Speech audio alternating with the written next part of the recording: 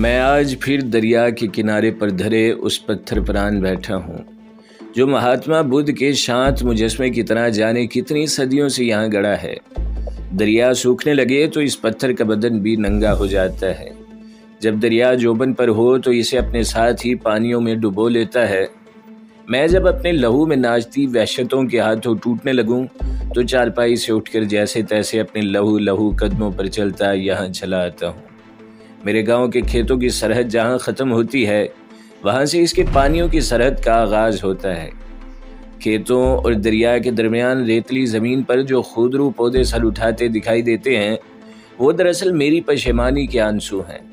जहाँ जहाँ मेरे खून रोती आंखों ने आंसुओं के कतरे गिराए हैं वहाँ रेत में हरे भरे दरख्तों ने सर उठाना शुरू कर दिया है। जब खो देने का पछतावा मेरी जान को आने लगता है तो मैं इस सनसनाहट से जो गूंज बनकर मेरी रगों में तैरने लगती है निजात पाने के लिए यहाँ चला आता हूँ और इस पत्थर पर पहरों बैठा इस डायरी की वर्क गर्दानी करता रहता हूँ जिसके एक एक वर्क पर मेरे माजी के मुर्सिए लफ्ज़ बनकर नोहा अलाप रहे हैं। तब मुझे यूँ लगता है कि इस दरिया किनारे लगे तमाम पेड़ दरअसल मेरे बदन की मुख्तलिफ शाखें हैं। जब इनकी टहनियों से सिरसिराती हवा पश्चिम से पूरब की तरफ रेंगती है तो मैं गुमशुदा लम्हों की उंगली थाम कर अंधों की तरह टामक टोइयाँ मारता अपने माजी के इस संगे मील पर जा खड़ा होता हूँ जहाँ से फूटने वाले तमाम रास्ते मुड़कर इसी जगह लौट आते हैं। इस खूनी संगे मील से फरार की कोई राह नहीं निकलती। तलख यादों से फरार पाने के लिए जब भी एक कदम आगे निकलना चाहूँ वक़्त का बेरहम हाथ मुझे गर्दन से पकड़कर 10 कदम और पीछे ले जाता है। तब हयात की इस शाहराह के तमाम संग मील मेरे नाम से मंसूब होने लगते हैं। जब पेड़ों की टुंड-मुंड टहनियाँ शादाबी रुतों से लद जाएं तो मेरी यादों के ज़ख्म भी मुंह खोलने लगते हैं। दरख्तों पर आई बहार की सारी हरियाली, सूरज की सारी तमाज़त, सर्द मौसम की सारी अज़ाबनाकियाँ हवा के ज़ोर पर रेंगती सिरसिराती चुपके से मेरे अंदर दर्द बनकर धूप की तरह फैल जाती हैं। तब मैं इस मरीज़ की तरह जिसे मसनूई सांस पर ज़िंदा रखा जाता है ज़िंदगी के ऑक्सीजन टेंट में बैठ करना चाहते हुए भी थकन से चूर रेज़ा रेज़ा बदन के साथ अपनी ज़िंदगी के करबला में यादों की शामें गरीबा सजा लेता हूँ। सिलहट से पोटोहार तक यादों की शाहराह पर चलते चलते मेरे पाँव से लहू रिसने लगा है। मुहीब और जानलेवा यादों का दायरा मुझे अपने अहाते में ले लेता है। इस दायरे से दायरे जन्म लेते हैं और मैं यादों के उस गर्दाब में बहता चला जाता हूँ। महात्मा बुद्ध की तरह शांत और मौसमों की सख्तियों का अजाब झेलने वाले इस पत्थर पर बैठकर मैं अपने पाँव दरिया की शोरीदा लहरों में रख लेता हूँ। तब मेरी इस डायरी का मेरी ही यादों के खून में भीगा एक एक लफ्ज़ माजी के गंभीर सन्नाटों से निकल कर मेरी आंखों में रक्स करने लगता है और मैं इसका मुतालिया करने लगता हूँ। आज 1 फरवरी 1971 है। मुझे ढाका आए 20 रोज़ हो गए हैं। सच्ची बात तो ये है कि इन 20 दिनों में सिवाय मामूल की मुशक्क़तों के और मैं कुछ नहीं कर सका। सिर्फ रात को कभी कभी हमारी गश्त की ड्यूटी लग जाती है, बाकी सारा दिन हमें छावनी में पाबंद रखा जाता है। दिन के औकात में तो किसी ज़ाती काम से भी हम वर्दी पहनकर कम ही बाहर निकलते हैं। एक कमांडो के लिए यूं हाथ पर हाथ धर कर बैठे रहना बड़ा मुश्किल है। आज से 25 रोज़ पहले जब मैं पोटोहार की तपती दोपहर में अपनी कंपनी के साथ मामूल की मशकों में मसरूफ़ था तो मुझे अचानक ही ओसी ने तलब फरमाया। वेल्डन कैप्टन, उन्होंने अपने सामने रखी फ़ाइल पर निगाह डालकर मेरी तरफ देखते हुए कहा। इस फ़ाइल में मेरी सालाना रिपोर्ट और साहब रिकॉर्ड था। कल रात हेडक्वार्टर में रिपोर्ट करो। उन्होंने मुख्तसर हुक्म के साथ मुझे वापस जाने का इशारा किया। यह सर, मैंने एड़ियाँ बजाईं और वापस चला गया। मैं पाक फ़ौज की कमांडो बटालियन का कैप्टन था और मेरी तरबियत इस नहेज पर की गई थी कि किसी भी हंगामी सूरत हाल का सामना कर सकूं। यूं तो ज़माना अमन में भी हमारी तरबियत होती रहती थी, लेकिन इन दिनों हमारी मामूल की मशकों में भी कुछ ज़्यादा ही सख्ती आ गई थी, जो इस बात का वाज़ेह इशारा था कि हम बहुत जल्द आजमाइश की भट्टी का ईंधन बनने वाले हैं। अगले रोज़ अलियो सुबह हमने अपना बोरिया बिस्तर बांधा और खुश्क बेआबो गया पहाड़ियों, टेढ़ी मेढ़ी पगडंडियों, गहरे और बल खाते पहाड़ी नालों के बीचों बीच लोगों की नज़रों से ख़ुद को महफूज रखकर सफ़र करते हुए करीबन 60 मील पैदल चलकर रात के अंधेरे में अपने हेडक्वार्टर रिपोर्ट हुई। तरबियती मशक में यह हेडक्वार्टर भी जंगी असूलों के मुताबिक मोबाइल था। ہیڈ کوارٹر میں آج کے خلاف معمول ان علاقوں میں زیر مشق کمپنیوں کے قریباً سب ہی کمانڈوز جمع تھے۔ میرے دل نے گواہی دی کہ ضرور کوئی اہم مشن ہمیں سونپا جانے والا ہے۔ پچھلے 2-3 ماہ سے ہمیں یہاں مشرقی پاکستان سے متعلق بڑی تشویشناک اطلاعات مل رہی تھیں۔ میرا سیاسی شعور ابھی اتنا پختہ نہیں ہوا تھا کہ ان اطلاعات سے متعلق کوئی رائے قائم کر سکوں، بس دل سے دعا نکلتی تھی کہ اللہ ہم پر رحم کرے۔ رات کے کھانے کے بعد بریگیڈیئر صاحب نے، جو خصوصی طور پر ان مشقوں کی نگرانی کر رہے تھے، ہماری کانفرنس طلب کر لی۔ مقامی زیر مشق کمپنیوں کے تمام کمانڈوز موجود تھے۔ یہاں بریگیڈیئر صاحب نے ہمیں 2 گھنٹے بریفنگ دی۔ اس بریفنگ میں مشرقی پاکستان کی افسوسناک صورتحال سے باخبر کرتے ہوئے ہمیں بتایا گیا کہ دشمن کی ریشہ دوانیاں رنگ لانے والی ہیں اور مقامی غداروں کی مدد سے اس نے تخریب کار کارروائیاں شروع کر دی ہیں۔ اس کے ساتھ ہی ہمیں مطلع کیا گیا کہ کمانڈوز کی 3 کمپنیاں ڈھاکہ جا رہی ہیں۔ ان میں سر فہرست میری کمپنی تھی۔ ہمیں اپنے گھروں کو اطلاع دینے کے لیے 3 دن کی چھٹی دے دی گئی۔ یہاں سے میرا گاؤں بمشکل 60-70 میل دور تھا۔ رات آنکھوں میں کٹ گئی۔ مجھے اس سے پہلے سن 67 میں 6 ماہ مشرقی پاکستان میں گزارنے کا اتفاق ہوا تھا، لیکن تب حالات آج سے یکسر مختلف تھے۔ آج 3 سال بعد میرے لاشعور میں سویا مشرقی پاکستان کا حسن پھر انگڑائی لے کر بیدار ہو گیا۔ ساری رات میں ندی نالوں، دریاؤں، جنگلوں اور سجیلے ماجیوں کے دیش میں بھٹکتا رہا۔ میرے سنہرے بدن والے مشرقی پاکستان کی ہریالی آج پھر اپنی باہیں پھیلائے مجھے پکار رہی تھی، لیکن یہ پکار سن 67 والی نہیں تھی۔ اس مرتبہ غنیم نے اپنی ناپاک ذہنیت کے ساتھ جو چال چلی تھی، وہ اپنوں ہی کی ریشہ دوانیوں کے سبب رنگ لے آئی تھی۔ ساری رات میں نے سوتے جاگتے گزار دی۔ صبح دم مؤذن کی اذان نے مجھے بیدار کیا۔ قریبی چشمے پر نہا کر تازہ دم ہوا اور نماز ادا کر کے لنگر کا رخ کیا۔ تھوڑی دیر بعد میں اپنی جیپ پر گاؤں کی طرف اڑا چلا جا رہا تھا۔ سڑک خالی تھی اور ایکسیلیٹر پر میرے پاؤں کا دباؤ بڑھتا چلا جا رہا تھا۔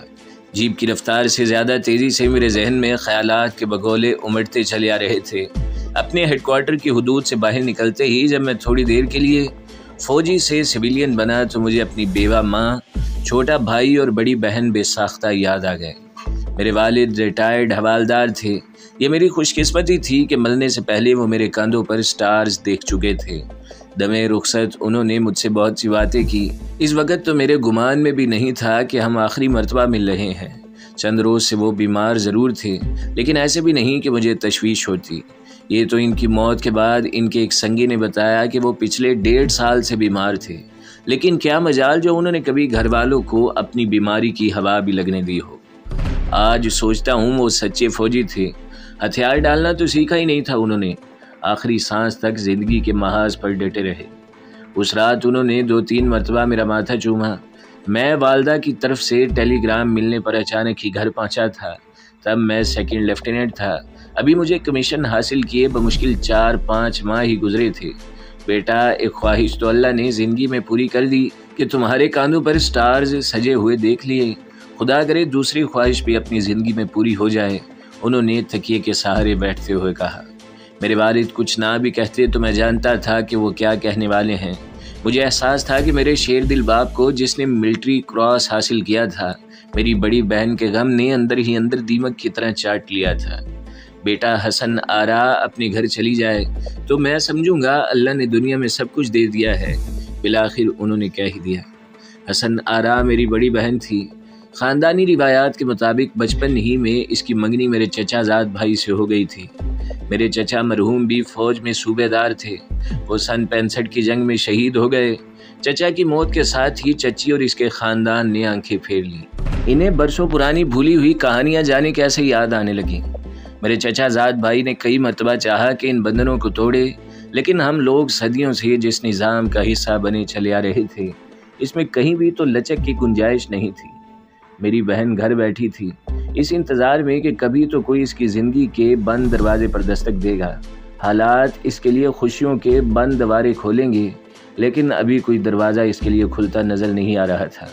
ماں باپ کا آنگن ٹھنڈی چھایا ہوتا ہے، لیکن اس چھاؤں میں میری بہن کی جوانی جھلس رہی تھی اور ہم سب بے بس تماشائی بنے خود ہی اپنے الٹنے کا تماشا دیکھ رہے تھے۔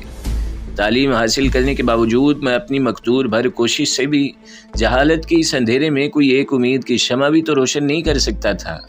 یہی روگ کھا گیا تھا میرے والد کو۔ وہ بڑے مضبوط انسان تھے، لیکن ایک مدت سے تھوڑے تھوڑے کر کے اندر سے ٹوٹنے لگے تھے۔ اس توڑ پھوڑ نے انہیں منتشر کر دیا تھا، اور ایک روز وہی ہوا۔ انہوں نے حالات سے لڑتے لڑتے بالآخر چپ چاپ آنکھیں موند لیں اور گہری نیند سو گئے۔ جب اس روز علی و صبح وہ وضو کرنے کے لیے بھی کمرے سے باہر نہ آئے تو والدہ نے دروازہ کھٹکھٹا کر انہیں جگانا چاہا۔ آج خلاف معمول ان کے کمرے کا دروازہ کھلا تھا، لیکن وہ گہری نیند سو رہے تھے۔ اس روز بہت دیر تک میں بجائے ماں بہن اور بھائی کو تسلی دینے کے چپ چاپ آنسو بہاتا رہا۔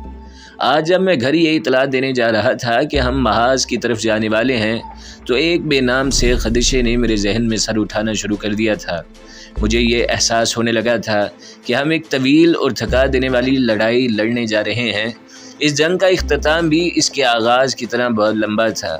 میرے دل میں اگر کوئی خلش تھی تو یہی کہ اب تک والد صاحب کی خواہش بھی پوری نہ ہو سکی، جانے اس کے بعد زندگی اتنی مہلت بھی دے یا نہیں۔ گھر پہنچا تو ماں بے اختیار میری بلائیں لینے کو آگے بڑھی۔ بہن نے اپنے سر سے پھسلتا آنچل سنبھالا، بھائی آگے بڑھ کر سینے سے لگ گیا۔ اس روز مجھے شدت سے احساس ہوا کہ کسی بھی گھر کے مکینوں کو اپنے محافظ کی کتنی شدت سے ضرورت رہتی ہے۔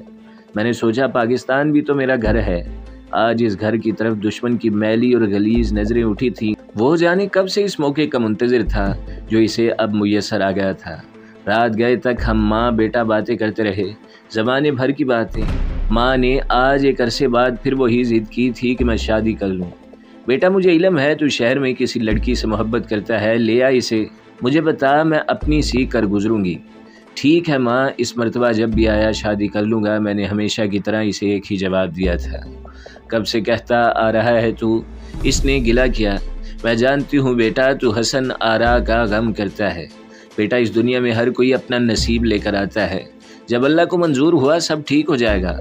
اس نے اپنے علم کی حد تک مجھے دلیل سے قائل کرنا چاہا تھا۔ اچھا ماں جی، کہہ جو دیا، میں نے اسے تسلی دینا چاہی۔ میری ماں بظاہر ایک ان پڑھ اور سیدھی سادی عورت تھی، لیکن تجربات نے اسے بہت کچھ بتا اور سکھا دیا تھا۔ اس نے فوجی گھرانے میں جنم لیا تھا اور یہاں کی مخصوص روایات کا مکمل ادراک رکھتی تھی۔ مجھے یاد آ گیا جب سن 65 میں ایک روز اسی طرح میں اپنی ماں کے پاس اجازت لینے آیا تھا تو اس نے ماتھے پر بل لائے بغیر مجھے کہا تھا، بیٹا تو حوالدار شیر دل خان کا بیٹا ہی نہیں، پاکستان کا بیٹا بھی ہے۔ تیرے باپ نے کبھی انگریز کی نوکری کرتے ہوئے بھی دشمن کو پیٹھ نہیں دکھائی تھی۔ تو مسلمان فوجی ہے بیٹا، اگر زندگی میں کبھی مرنے کی سعادت نصیب ہو تو سینے پر گولی کھانا میرے لال، میرے دودھ کی لاج رکھنا۔ تب میں سیکنڈ لیفٹیننٹ تھا۔ ماں کی اس مختصر سی بات نے میرے اندر چنگاریاں دوڑا دیں۔ میرا جی چاہتا تھا اکیلا ساری دنیا سے ٹکرا جاؤں۔ میرے والد اس روز مجھے باہر پکی سڑک تک چھوڑنے آئے تھے۔ انہوں نے راستے میں مجھ سے کہا تھا، بیٹے ہم نے ہندو کے ہاتھوں بڑے گہرے زخم کھائے ہیں۔ میں مسلمان مہاجرین کو قافلوں کی صورت میں پاکستان لایا کرتا تھا۔ میں نے اپنی آنکھوں سے وہ مناظر دیکھے ہیں بیٹا کہ مر جانے کی خواہش کیا کرتا تھا۔ بیٹا میری شدید خواہش تھی کبھی دو بدو اس گھٹیا دشمن کی آنکھوں میں آنکھیں ڈال کر بتا سکوں کہ مسلمان بے غیرت نہیں، وہ اپنا بدلہ ضرور لیتا ہے۔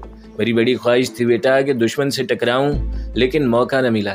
جب تم پیدا ہوئے تو میں نے اللہ سے ایک ہی دعا مانگی تھی کہ میرے مولا جو کام میں تیرے دین کی عظمت کے لیے نہ کر سکا وہ میرے بیٹے کے ہاتھوں ہی انجام پا جائے۔ اللہ نے میری بات سن لی بیٹا، تجھے کمیشن مل گیا۔ آج وہ روز سعید بھی آ گیا۔ میرے لال، جب تمہیں دشمن کی سرزمین میں اتر کر اسے غارت کرنے کا موقع نصیب ہو رہا ہے، میرے بیٹے گن گن کر بدلے لینا۔ دشمن کو للکار کر کہنا کہ مسلمان زندہ ہے، مر نہیں گیا۔ میرے بچے شیر کی زندگی جینا، بھلے ایک روز کے لیے ہی جیو۔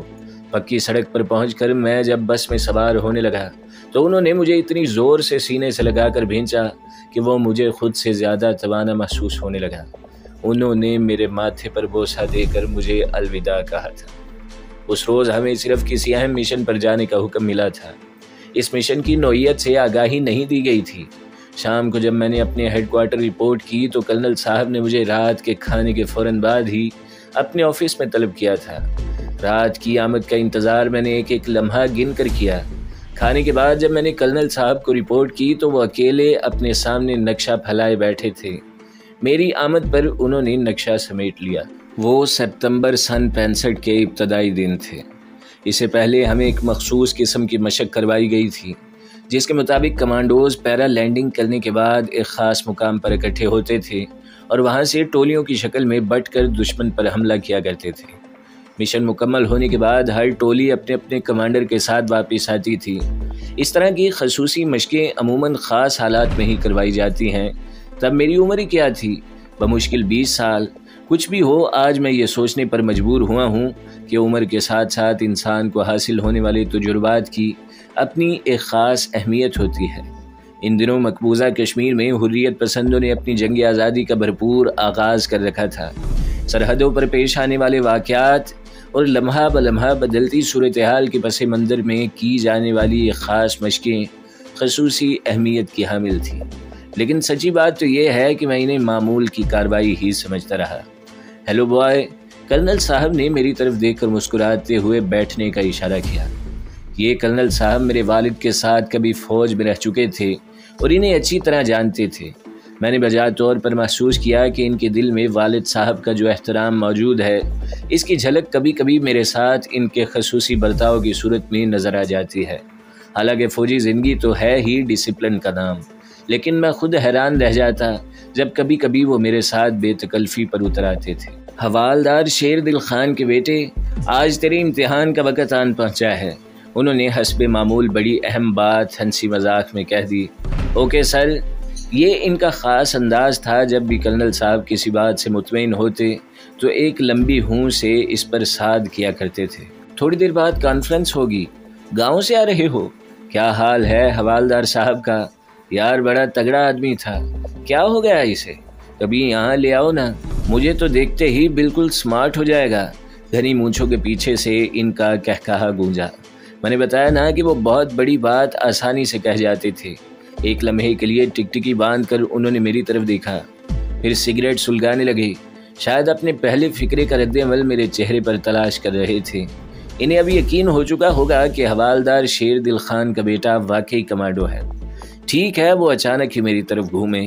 یہ اس بات کا اشارہ تھا کہ میں اب جاؤں۔ لمبے لمبے ڈگ بھرتا میں باہر آ گیا۔ اس روز میں نے میس میں موجود قریباً ہر شخص میں ایک اضطراب اور بے کلی سی نوٹ کی تھی، لیکن ابھی تک کسی نے کسی سے کوئی بات نہیں کی تھی۔ شاید سب کا حال میرے جیسا ہی تھا۔ رات 10 بجے کے بعد کانفرنس کا آغاز ہو گیا۔ میرے علاوہ کمیشنڈ رینک کے قریباً 20 افسر وہاں موجود تھے۔ ہم لوگ کانفرنس روم میں بیٹھے تھے۔ سامنے دیوار پر نقشہ لٹکا ہوا تھا جس پر بھارتی تگڑم نمایاں تھی۔ تگڑم سے ہم لوگ بھارتی ہوائی اڈے آدم پور، بلواڑہ اور پٹھان کوٹ مراد لیا کرتے تھے۔ جنٹل مین کرنل صاحب نے بھرپور اور گمبھیر لہجے میں ہمیں مخاطب کیا۔ وہ وقت آ گیا ہے جس کے لیے آپ کو تیار کیا جاتا ہے۔ کشمیر میں جنگ اپنے نقطۂ عروج کو چھو رہی ہے۔ آپ کے اکثر ساتھی وہاں ملکی خدمات انجام دے رہے ہیں۔ انٹیلیجنس رپورٹ کے مطابق جلد ہی ویسٹرن فرنٹ پر دشمن کا بڑا حملہ متوقع ہے۔ کمانڈوز قوم کی نظریں آج تمہاری طرف اٹھی ہیں۔ انہیں مایوس نہیں لوٹنا چاہیے۔ اگلے 2-3 روز میں کسی بھی دن آپ کو مختلف ٹولیوں میں دشمن کی اس تگڑم پر پیرا لینڈنگ کرنی ہوگی۔